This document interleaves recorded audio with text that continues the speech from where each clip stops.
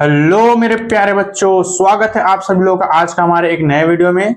और नए वीडियो में स्वागत होने के साथ हमारा इस जो चैनल का जो सब्सक्राइबर है 5 के कंप्लीट हो चुका है। इसके लिए मैं सभी प्यारे बच्चों, दोस्तों, साथियों को ढेर सारी शुभकामनाएं देना चाहूंगा, क्योंकि आप ही लोगों के आशीर्वाद और प्यार के चलते 5 के सब्सक्राइबर मेरा कंप्लीट हो गया है। बहुत बहुत धन्यवाद। हाथ जोड़ के निवेदन है कि और जल्दी सब्सक्राइबर बढ़वाएं, अपने अपने प्यारे प्यारे दोस्तों को और जल्दी शेयर करें और बड़ा वीडियो अपने चैनल सब्सक्राइब करवाएं।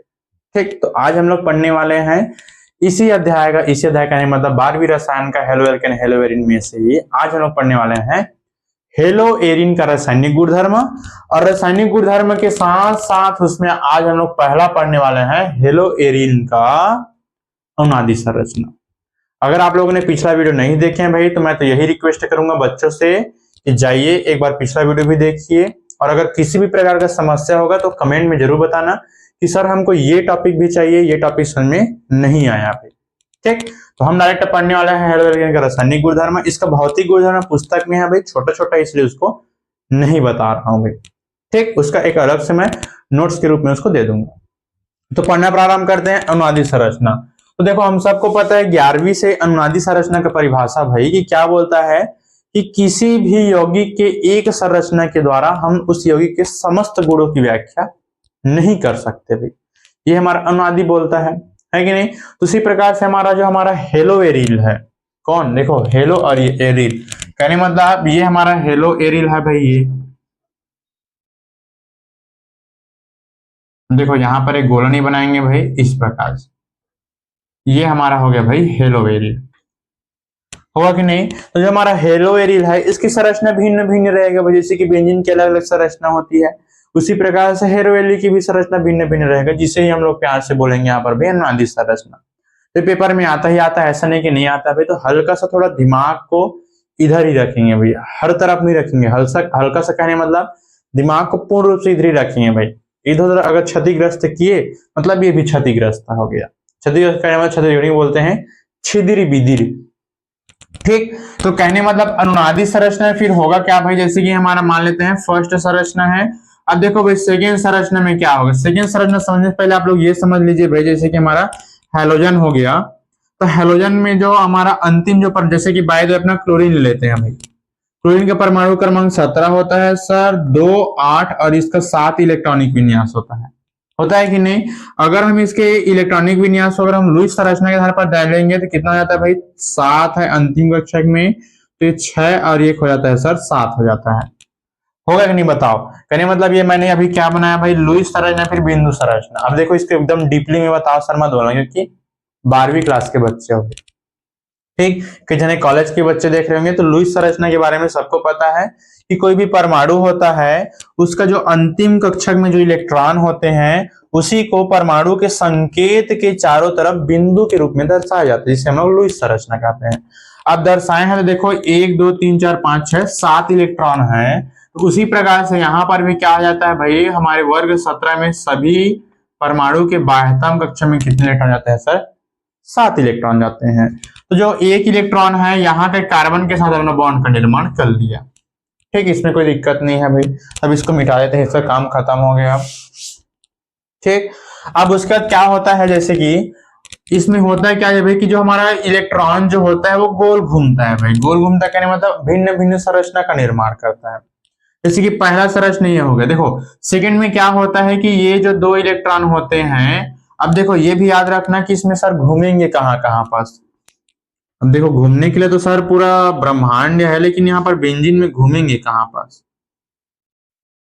ठीक, तो देखो यहाँ पर केवल 2 जगह पर घूमते हैं भाई। एक हमारा होता है सर आर्थो और एक हमारा होता है सर पैरा। आर्थो को हम लोग PO से व्यक्त करते हैं, पैरा को हम लोग P से व्यक्त करते हैं। एक साथ बोलेंगे तो हम लोग OP वाला हेड शॉट सर बोलते हैं कि नहीं? पबजी, फ्री फायर है ना, क्या बोलते हैं? ओपी वाला हेड शॉट। तो कहने मतलब केवल हमको 2 कंडीशन में इलेक्ट्रॉन को घुमाना है भाई। एक हमारा O पर लेंगे। अब देखो ये हमारा O है तो इधर भी एक O रहता है सर। अब P है तो टेंशन ही नहीं है। क्लियर? तो केवल 2 शब्द याद रखेंगे, O और P, अर्थात OP। ठीक, तो जैसे कि इसमें क्या बोला गया है कि सर्वप्रथम जहां का देखो ये जो 2 इलेक्ट्रॉन है वो क्या करता है भाई, दूसरे कार्बन के पास आता है, ये वाले कार्बन के पास। और ये हमारा कार्बन कौन सा संख्या, तो इसका स्थान कौन सा है, तो ओपी, अर्थात ओ और पी में कौन सा है, तो ओ है, ओ मतलब आर्थो। अब देखो जब यहां पास आता है तो इसका संरचना कुछ इस प्रकार से बनता है भाई।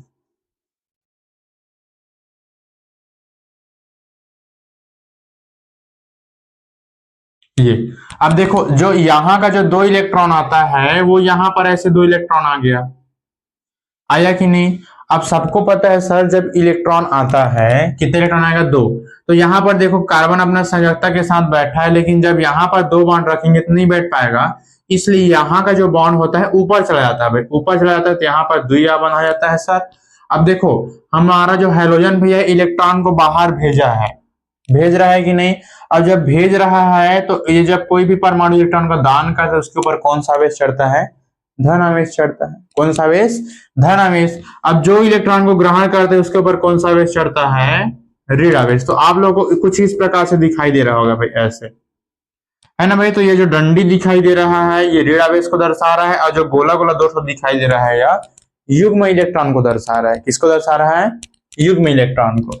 तो सर ये ऊपर बॉन्ड कहां से गया, तो ये ऐसे मानो कि ये वाला जो बॉन्ड है वो ऊपर खिसक करके चला गया, और नीचे में कुछ इस प्रकार से बॉन्ड अपना जो बना है वो बना ही रहेगा। क्लियर। तो ये हमारा कौन सा नंबर का हो गया सर, दूसरा नंबर का संरचना हो गया। अब देखो हमने क्या बोला कि ये वाला जो इलेक्ट्रॉन होता है वो यहाँ पर भी कार्बन आतंक रख के नहीं रखता है। तो देखो ये वाला इलेक्ट्रॉन इसको ट्रांसफर करता है, मतलब कार्बन जो है सेकंड नेक्स्ट कार्बन को, लेकिन ये वाला कार्बन हमारा भाई मेटा कार्बन है कि नहीं। तो मेटा कार्बन इसको यहाँ पर ही रख राइट कहां पर ट्रांसफर मार देता है, तो आर्थो पर मारता है, सॉरी पैरा पर मारता है। तो पैरा को जैसे ट्रांसफर करता है तब कंडीशन पर देखो तीसरा संरचना हमारा कैसे बनेगा भाई। ये हमारा डबल बॉन्ड के साथ हेलोजन बैठा है, धनात्मक आवेश बना करके, यहाँ का उसका 4 इलेक्ट्रॉन है कि नहीं।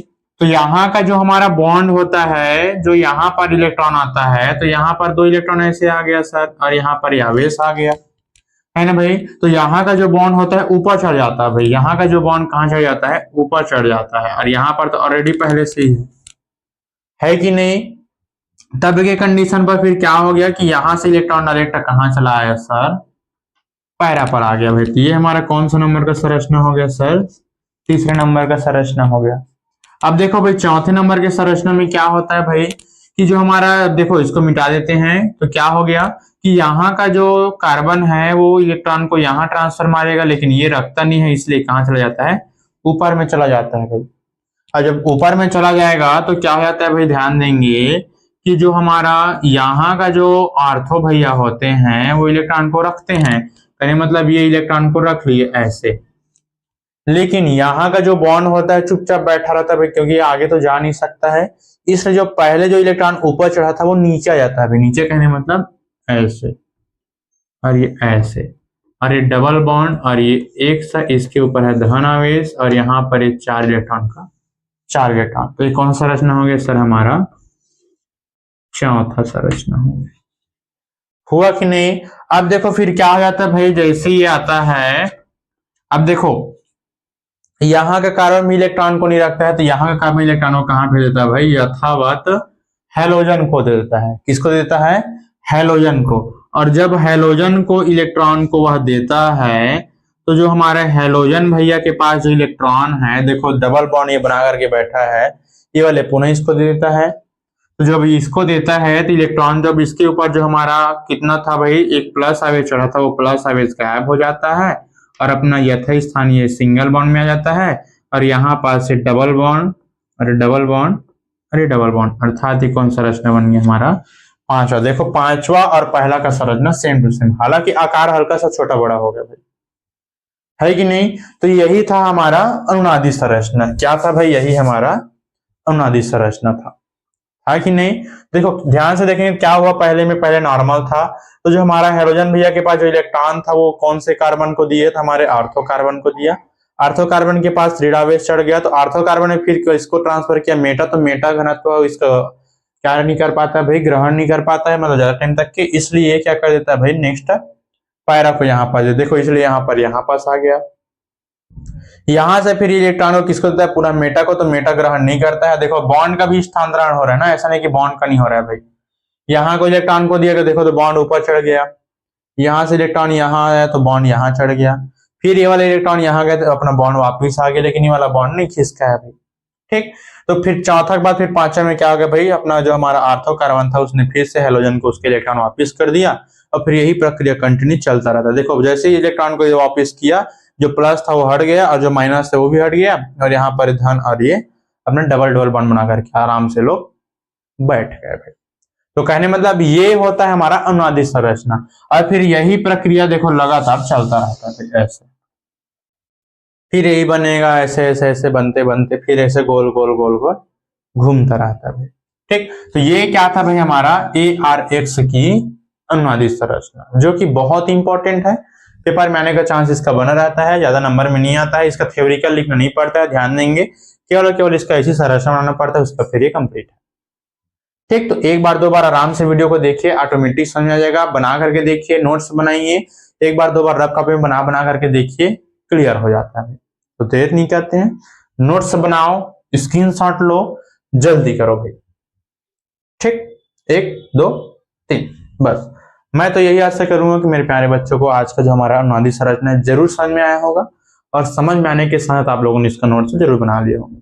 तो देर नहीं करते हैं, आज के लिए बस इतना ही वीडियो है, फिर पढ़ते हैं फिर आप लोगों के लिए नेक्स्ट टॉपिक, हमारा जो रासायनिक गुणधर्म का नेक्स्ट वीडियो, जो कि हमारा बहुत इंपॉर्टेंट है। ठीक, तब तक के लिए फिर ऑल द बेस्ट, खूब मन लगा तैयारी कीजिए, और साथ ही साथ जैसे कि मैंने बताया कि 5 के सब्सक्राइबर कंप्लीट हो गया है, तो नेक्स्ट टारगेट भाई 10 के करने का है। जल्दी जल्दी अपने अपने प्यारे प्यारे दोस्तों को सब्सक्राइबर करने के लिए वीडियो को शेयर जरूर कीजिए। तब तक के लिए all the best, thank you.